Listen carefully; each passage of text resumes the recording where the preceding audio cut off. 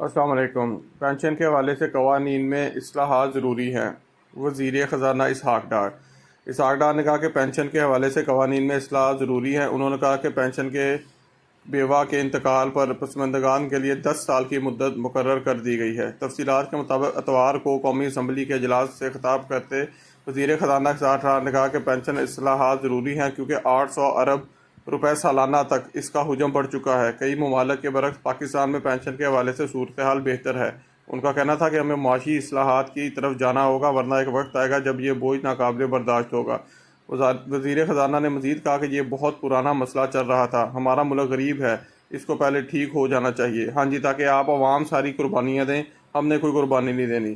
اسحاق ڈار نے وضاحت کی کہ گریڈ 17 سے 22 کے افسران 2 پینشن کی صورت میں 1 پینشن وصول کر سکیں گے، جب سے 1 سے 16 گریڈ والے ملازمین پر اس کا اطلاق نہیں ہوگا۔ پینشنر کی بیوہ کے انتقال پر پسماندگان کے لیے 10 سال کی مدت مقرر کر دی گئی ہے۔ تو جو بھی قربانی دینی ہے پیارے بھائیوں، آپ لوگوں نے دینی ہے، ان حرام خوروں نے کوئی نہیں دینی۔ تو آج تک کے لیے اتنا ہی۔ مزید خبر کے لیے چینل نو سبسکرائب کر دیا کرو یار، کی جاندا ہے تہاڈا۔